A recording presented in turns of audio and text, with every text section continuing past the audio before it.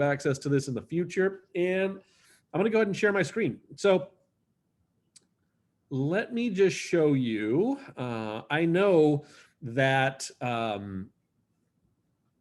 ZipForms was having some problems earlier today, so they were going real slow. So I'm not in the ZipForm interface. I actually just downloaded all three of the PDFs to my computer, so that way we wouldn't have any connection issues. But I wanted to just show you, if you can see right here on my downloads, the first three all say buyer rep agreement, buyer rep agreement, buyer rep agreement. And so this is the kind of lesson number one. There's three of these documents that exist inside of ZipForms. So what are they? Well, we have the exclusive buyer representation agreement, which is highlighted. We have a non-exclusive buyer's agreement. And then we have a non-exclusive and not for compensation agreement, okay? And if you think about it, there are also three listing agreements. There is an exclusive, there is a non-agency, and then there's an open. And they mimic each other pretty well. Really, at the end of the day, it's all about when do you get paid and by who or whom. Anyone know the correct, is that, which grammar do I go with, whom or whom? I don't know. Anyways, off topic. I'll teach the contracts, not the English language. So moving into the first form. So I want to start here by looking at the exclusive buyer rep agreement, just like I would normally do the full deep dive into the exclusive listing agreement. So let's pull that up and take a look at it. It's a couple of pages, 3 pages, and every one of these documents starts with this, the disclosure regarding real estate agency relationships. And just kind of contracts 101. Remember, we have numerous types of contracts. We have disclosures, such as on the screen here. We have agreements, we have advisories, we have reports, right? So there's all kinds of different forms that we use. This one is a disclosure. And I'm not going to go too deep into this form. I usually do that when we review the residential purchase agreement. But it's just a simple, hey, I'm telling you about agency relationships in California, the reason why we have a real estate license. But at the end of the day, what it really talks about on here is just being a fiduciary to your client, okay? So again, I'm not going to go deep dive on this. We'll do that again when we do the purchase agreement, which probably we'll do next week. Second page is all the civil code section. Great light reading. If you're ever having a challenge falling asleep at night, pull this page up, put you right out, okay? But it really is all the civil codes related to agency law in our California civil code. And then the next page is our buyer representation agreement, exclusive.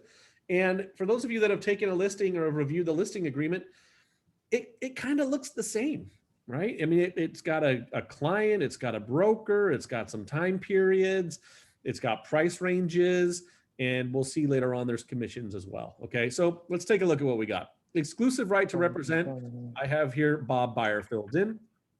Hereby grants Keller Williams, okay? We have our brokerage filled in. And then just like on the listing agreement, we have a beginning date and we have an ending date when the contract expires.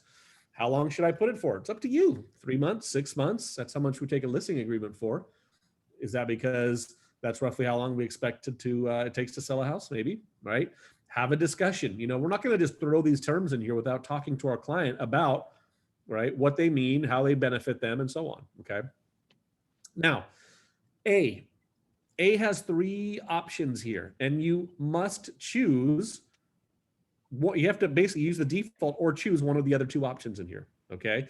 And something needs to be filled in for all of the lines. So what is this? Well, A1, it just says the purchase, lease, or acquisition of any real property described as, well, first of all, location. Where are you looking? Where that could be Orange County, LA County, LA, Orange, San Bernardino, Riverside counties. You can put all of them in there, no problem. Okay, it doesn't have to be limited to a zip code or a city. It can be a pretty broad area or other, okay? Any other specific pertinent information.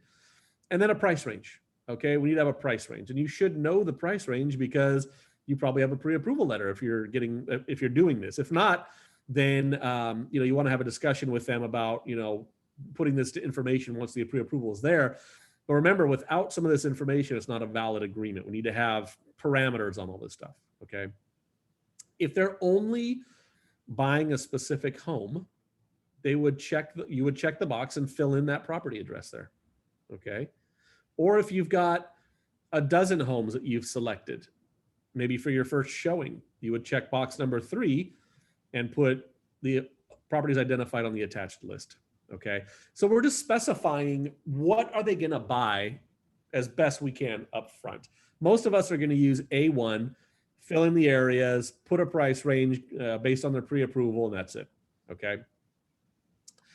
And we could go line by line here, and some of it we will, some of it we will not. So, paragraph B and C just says, the duties will be performed by you as the agent that works for the broker, Keller Williams Pacific Estates. Paragraph 2 is all about agency. Okay, so first of all, we're acknowledging that we are giving a disclosure, which is the very first page of this agreement. Okay, we're going to represent them as the buyer on any resulting transaction. And then one thing that's cool about this, 2C1, is we're declaring that there may be a possible dual agency, meaning we may list the property that they end up buying. Okay, and the nice thing about this is they're agreeing to it up front to allowing dual agency. Awesome. I think if we would get an agreement, I'd rather have that now as opposed to when we're writing the actual offer. And remember, dual agency means even if you're representing the buyer, but one of our other associates in the office is representing the seller, that's still dual agency because it's the agency, which is Keller Williams Pacific Estates. Okay.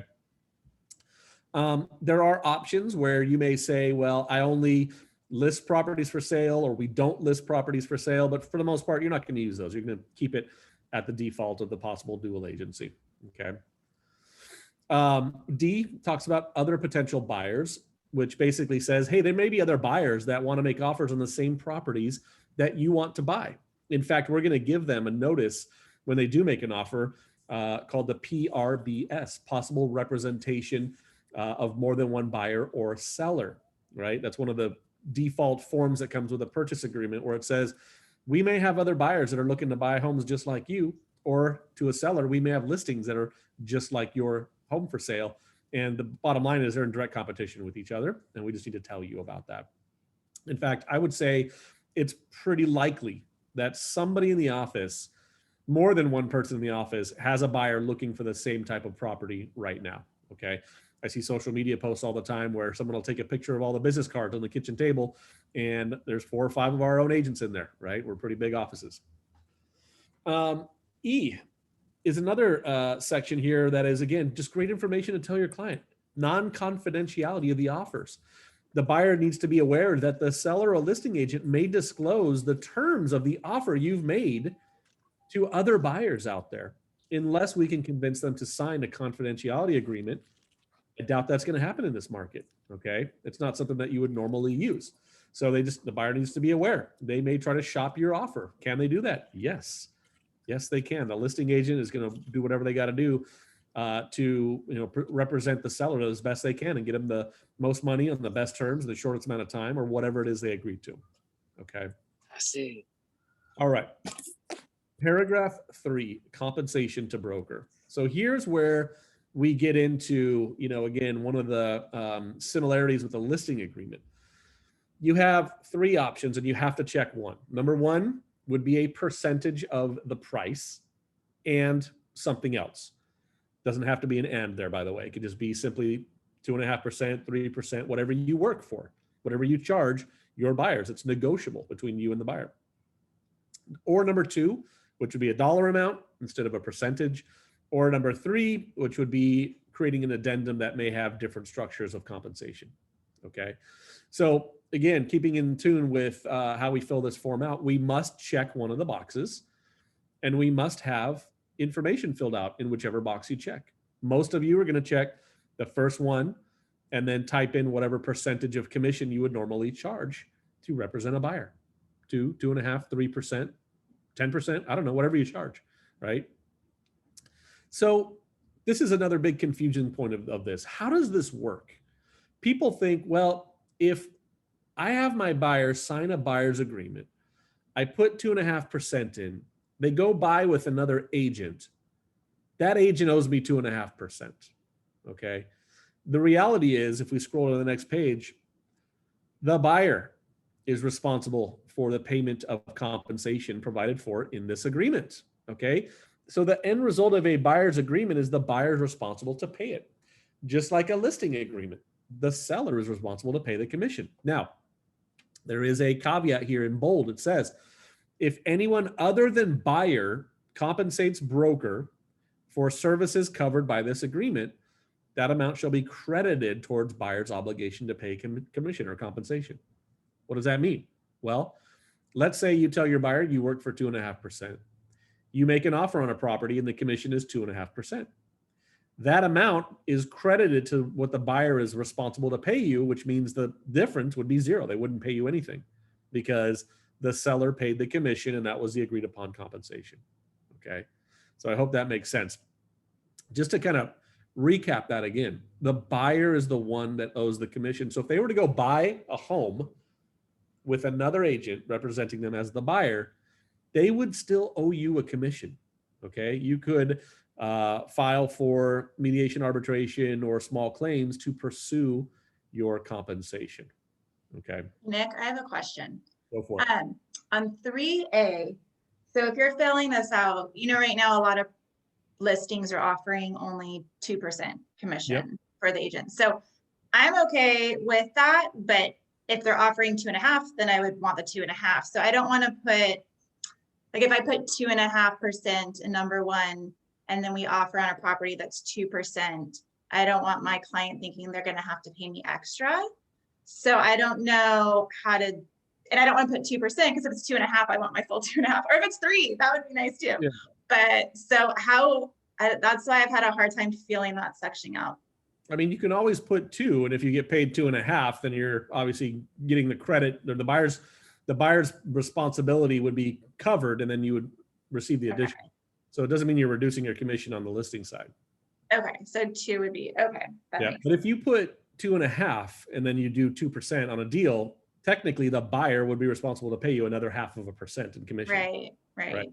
And so, you know, bigger picture, grand scheme of things, you may at some point decide to do that. How competitive is it out there? Right? Yeah. I mean, if you're going up against 20, 30, 40 offers, it's not going to be hard for many of you to find buyers that want to buy in this market. You may choose, though, to not work with them. You have the option. You don't have to work with every person that says they want to buy a house, right?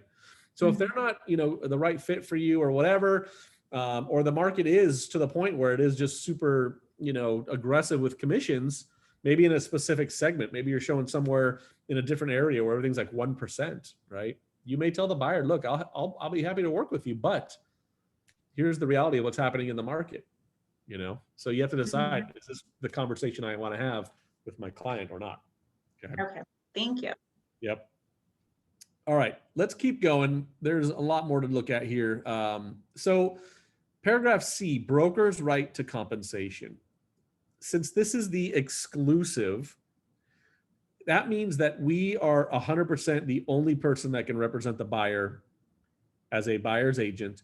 And so your right to compensation is if you, if the buyer buys a property, period, right? You're owed the commission from the buyer, okay? And that's it.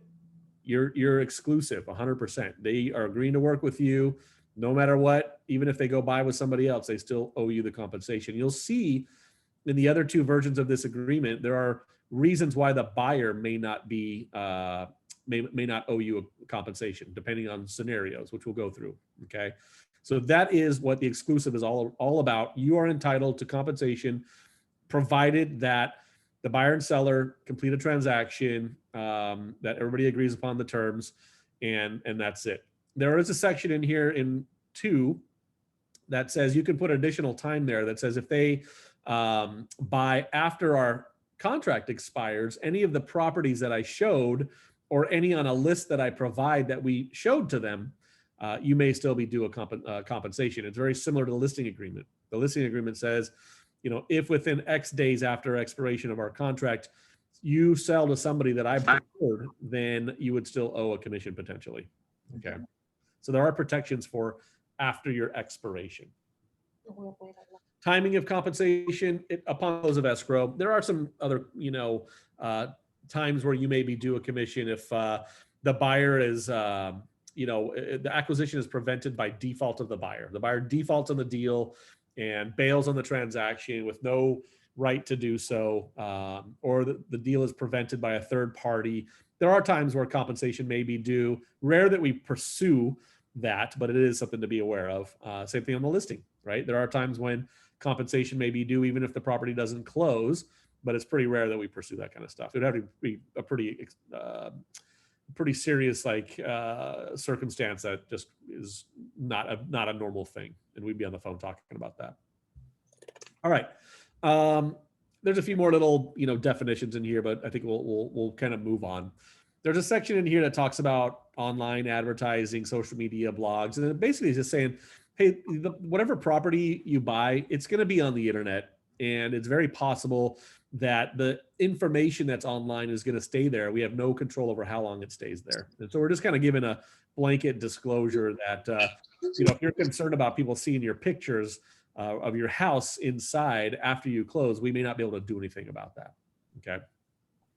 Here's where I think the meat of this agreement is. And this is where I think people don't use it effectively and just don't have a lot of knowledge or training around it. Okay. Paragraph 5 and paragraph 6, broker authorizations and obligations. This is your chance to sit down with your buyer and explain to them what you're going to do. So let's look at a couple of things. First one, locate and present selected properties to the buyer. Present offers authorized by the buyer. Assist buyer in negotiating for acceptance of the offer, right? So these are some of the basic things that we've been granted the right to do. Okay, here's what we're going to do for you. The buyer's also authorizing us to assist with the financing process, including obtaining loan pre-qualification or pre-approval. We're also obligated or authorized to give the buyer a list of professionals or vendors who perform services that are notated on the buyer inspection advisory. Escrow, title, inspectors, termite, et cetera, et cetera. So we're given the right or obligation to provide a list of vendors. They're giving us the authority to order reports, schedule and attend meetings and appointments with professionals chosen by the buyer. Give buyer guidance to help buyer with the acquisition of the property, right? In my mind, that's a great time to say, you're authorizing me to give you guidance with the acquisition of the property, meaning to buy a house. Can I share with you a little bit about what I see happening in the real estate market? Or better yet, why don't you tell me what you see happening and maybe I'll tell you what I see after the fact, right? So we're explaining some of the things that we're authorized to do. Obtain a credit report on the buyer through the lender, okay? Let's see here.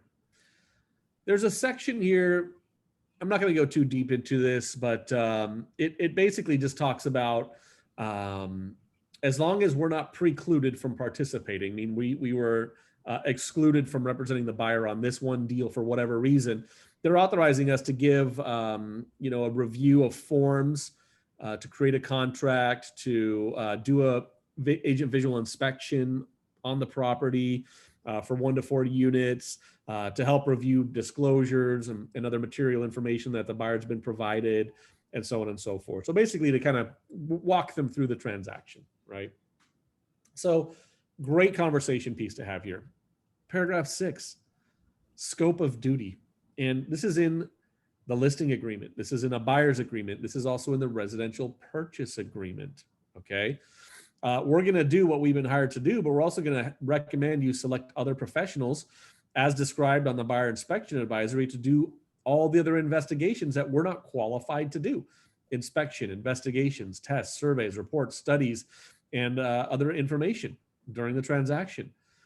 Buyer agrees that these inspections, to the extent they exceed the obligations described in paragraph 6B, which is basically reviewing disclosures, doing a visual inspection, and so on, right? They're not within the scope of our agency duties. So what does all this mean? Well, we're basically saying, look, I'm not going to do a physical inspection on your property because I'm not a physical inspector or contractor.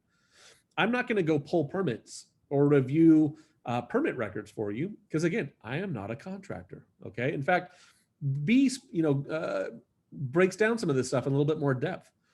We're not going to decide what the buyer should pay or the seller should accept. right? We can give general guidance, but really, it's up to the buyer to decide that. We are not going to guarantee the condition of the property because we can't, right? We're not contractors. We don't guarantee the performance, adequacy, or completeness of inspection services, products, or repairs made by the seller or other people, right? We can't guarantee that performance. We do not have an obligation to conduct an inspection of common areas or offsite areas of the property. On a condo HOA, we're not obligated to go and check out the pool or find out where the sauna is or if it's working or not, right? Those are all common areas that they can investigate. We're not responsible for identifying defects on the property in common areas or offsite areas unless they're visually observable or reasonably accessible or are known to us already. Okay, so that's basically it. If they tell us the spa isn't working, we can disclose that, but not much more beyond that. Number 6 here, the broker shall not be responsible for inspecting public records or permits concerning the title or the use of the property. I hear this all the time. Agents will tell me, oh yeah, the buyer wants me to pull the permits for them. I don't know, show of hands. Anyone try to review permits from the city for their own home or otherwise, right? I can't read them. I've been doing this for 20 plus years. I have no idea whether if the permit's been pulled or if it's complete and signed off. Was the work done? Or the inspections done? Is it open? What, right? I mean, it's just not our forte. It's not our job to do so, okay? All right, thank you, Jason. Nope, not our job, okay? So stay in your lane, right? I tell people this all the time. It's better as a professional for you to guide them to get the appropriate professional than trying to be the jack of all trades thinking that you have to know everything. You don't. It says it right here. We're not responsible for identifying the location of boundary lines or other items affecting title, the lot lines, right? You shouldn't be standing out there by the curb saying, I think that's the thing they put in the ground that says where the lot line starts, right? If your guidance says, I think, to start it off, right, not good guidance. So back off. If they're interested, you can tell them, look, the only person that can tell you where the lot line is a surveyor. If you would like me to get a list of those people, I will be happy to send you some resources for that. Okay. Let's see. Same thing for verifying square footage for the interior or the lot size. We actually have a new disclosure, the SFSL, Square Footage and Lot Size Advisory. SFLS? Yeah, I think that's it. It basically says square footage and lot sizes are completely subjective. There is no common way to measure the interior of a home. I don't know if you guys knew that, but there is no accepted standard to measure the interior, right? So what does that mean? It means, well, if that's a reason why you're buying a home, I'm going to recommend that you have somebody come and measure it. And as long as you feel good about it, I'll be okay with it, but you got to hire somebody that you feel confident in. Okay. Let's see, other representations of the MLS, so on and so forth. We're not responsible for providing legal or tax advice regarding any aspect of a transaction, right? How long have you lived here? 2 years. You're married? Yes. $500,000 exemption, we think, but let's send them to their tax professional to be sure that that is indeed the right answer. So I'll tell them, I believe it's this, but I'm not qualified to advise you. If you're going to sell your home or buy your home, you need to talk to a qualified professional, a tax person that can answer those questions or whatever aspect of the transaction we're talking about. Okay. And then we're not responsible for providing other advice or information that exceeds the knowledge, education, and experience required to perform real estate licensed activity. Please seek legal, tax, insurance, title, and other desired assistance from the appropriate professionals. Okay. This paragraph, by the way, again, is in the RPA. It's in the buyer's agreement, and I believe it's a portion of it's in the listing agreement as well. Great talking points. These days, it's so easy to just send out something for DocuSign and get them to sign it back.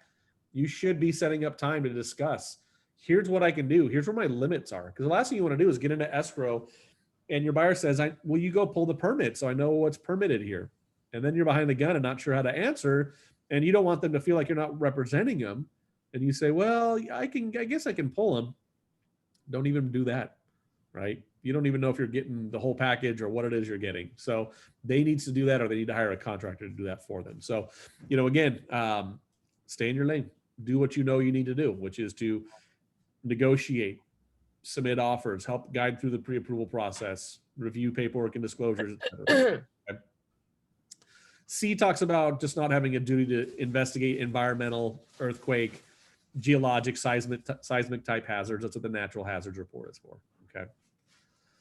And then paragraph 7, the third important paragraph, the buyer's obligation. And this is a great one because, again, we're setting up the framework. And this is how you can really tell, do you have a buyer or do you have, we say, do you have a prospect or a suspect, right? Do we have somebody that's ready, willing, and able to do the things they've noted here? Or is this person just a looky-loo, right? So what are the buyer's obligations?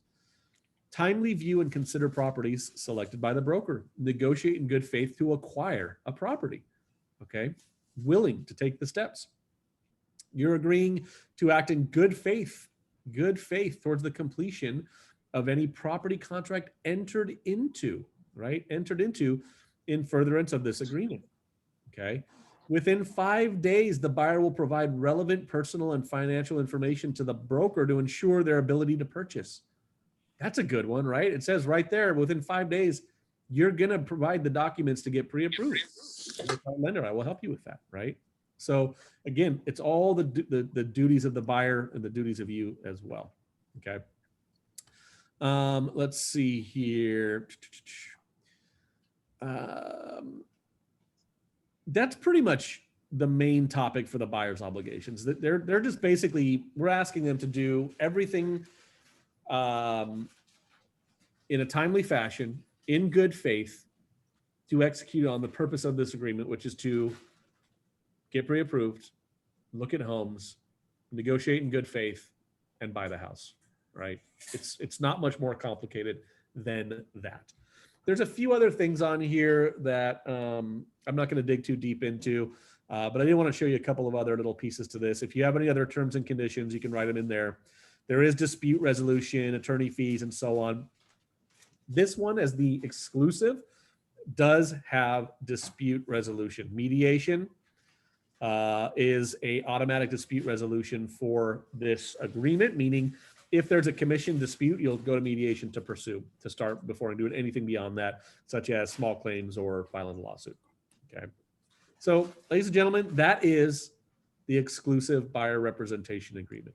It comes with buyer inspection advisory because we're giving them a whole list of things to look at when they buy a home. And it comes with the California Consumer Privacy Act advisory, which is also in the listing agreement, also in the purchase agreement. And that's it. Okay. Now, this is number 1.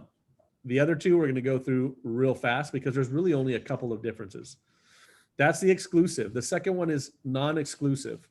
And essentially, the agreement is identical except for when you get paid.